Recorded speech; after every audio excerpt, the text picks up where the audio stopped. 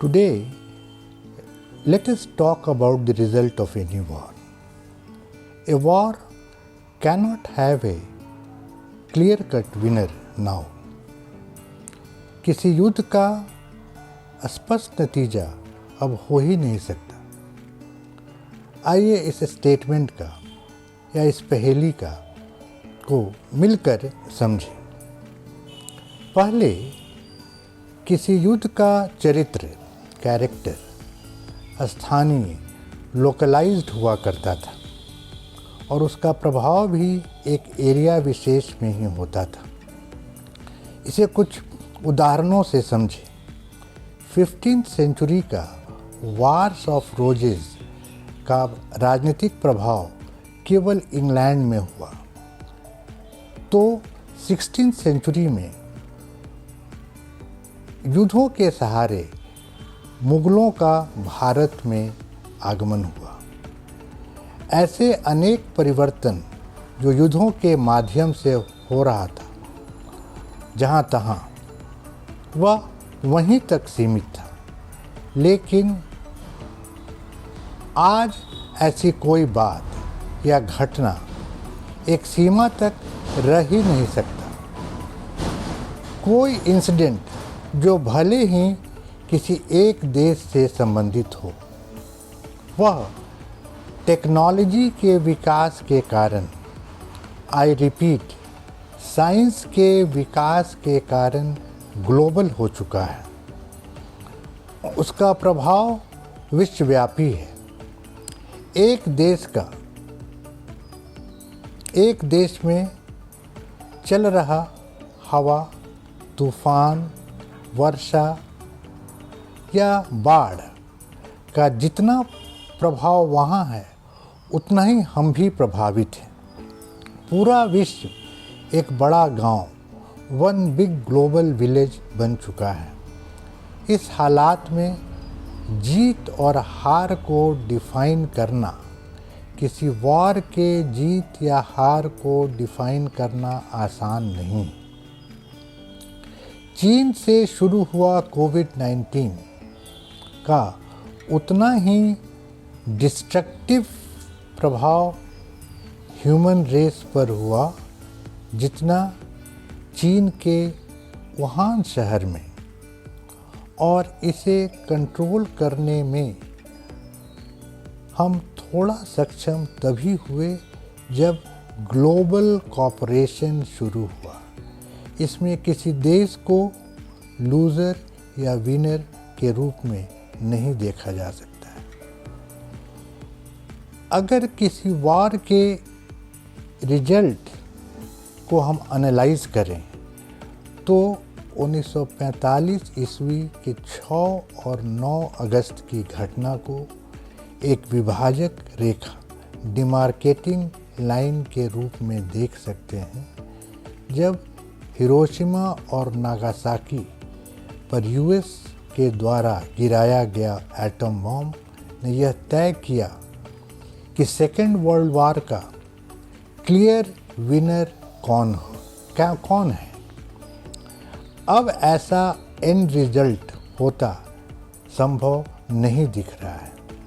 इसका एक मुख्य कारण यह है कि न्यूक्लियर एनर्जी का dispersal in many countries like USSR, जो अब रशिया है, यूएस में तो पहले ही से ही था, China, France, UK, Pakistan, India, Israel, north Korea में हो चुका है, और इस एटॉमिक अम्ब्रेला के नीचे न्यूक्लियर संपन्न देश अपने फ्रेंडली नेशंस, मित्र देशों को भी ला खड़ा किए।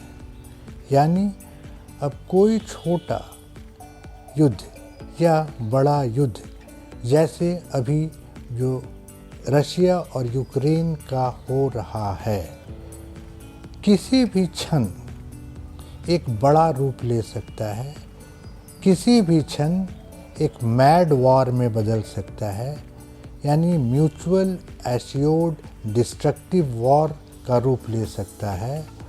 और ऐसे में क्या होगा यह कहना बहुत मुश्किल है। रशिया जो यह सोचता था, न्यूक्लियर संपन्न रशिया जो यह सोचता था कि 2-4 दिनों में वह यूक्रेन से निपट लेगा, जो नाटो की ओर झुकने की ओर अग्रसर हो रहा था, नाटो से जुड़ने का एक अंदेशा था। महीना हो गया, अभी तक उसमें उलझा हुआ है। रूस के सेंसर्ड अखबारों में कीव, यूक्रेन के कीव शहर और अन्य शहरों की बर्बादी को दिखाकर एक जीत के रूप में दर्शाया जा रहा है।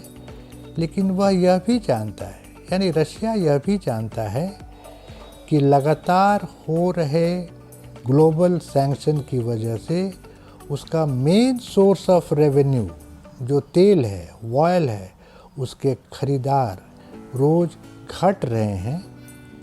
रूबल का भाव रोज रोज गिर रहा है और रूसी नागरिकों का जीवन में एक असंतुलन आ गया है जो विद्रोह की ओर जा रहा है। एक बार एटम बॉम्ब का इस्तेमाल कर चुका अमेरिका, जो इसके विनाशकारी प्रभाव को देख चुका था, हिम्मत नहीं जुटा सका और 10 वर्षों 1964 से 1974 तक कम्युनिज्म को रोकने के नाम पर वियतनाम के युद्ध में उलझा रहा, जो अमेरिकी टैक्स पेयर्स के नज़र में एक अनचाहा युद्ध था। बड़ी मुश्किल से अपने आप को निकाल पाया। यहाँ मैं आपको याद दिलाऊं कि इसी युद्ध में जब कैशियस क्ले, मोहम्मद अली जो यूएस के वर्ल्ड हेवीवेट चैंपियन था, उसे ड्राफ्ट किया गया तो वह युद्ध को मना कर युद्ध में जाने के बदले जेल जाना स्वीकार कर रहा था। हिरोशिमा और नागासाकी में अमेरिका के फैट बॉय और लिटिल बॉय एटम बॉम्ब की तबाही की बर्बादी से बचे हुए लोग, युद्ध में बचे हुए लोग को यह बाध्य होकर कहा कि इस एटॉमिक वॉर में जो मर गए वो ज़्यादा भाग्यशाली थे। The survivors envied the dead.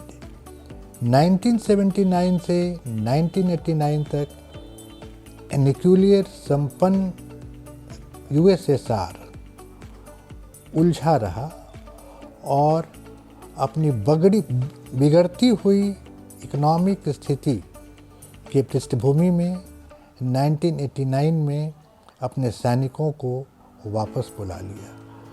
वह एटॉमिक वेपन इस्तेमाल करने का हिम्मत नहीं जुटा सका, लेकिन जर्जर इकोनॉमिक हालात ने, ख़राब इकोनॉमिक हालात ने 1990 में यूएसएसआर को 15 टुकड़ों में बंटने के लिए बाध्य कर दिया। बहुत से लोग इस घटना को end of the cold war मानते हैं, जो वास्तव में सही कंक्लूजन नहीं है। तो क्या विनाशकारी वार वेपन्स केवल डराने के लिए बनता है और वह भी खुद के इकोनॉमिक प्रोग्रेस को रोककर? ऐसा क्यों?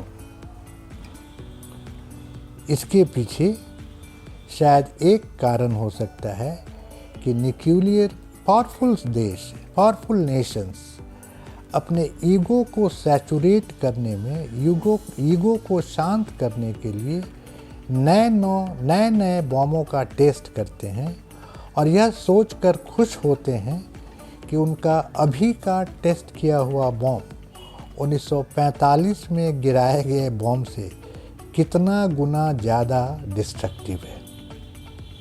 यह खेल चलता रहता है और उनका खुद का इकॉनमी का विनाश होता रहता है, एक निगेटिव इम्पैक्ट पड़ता रहता है।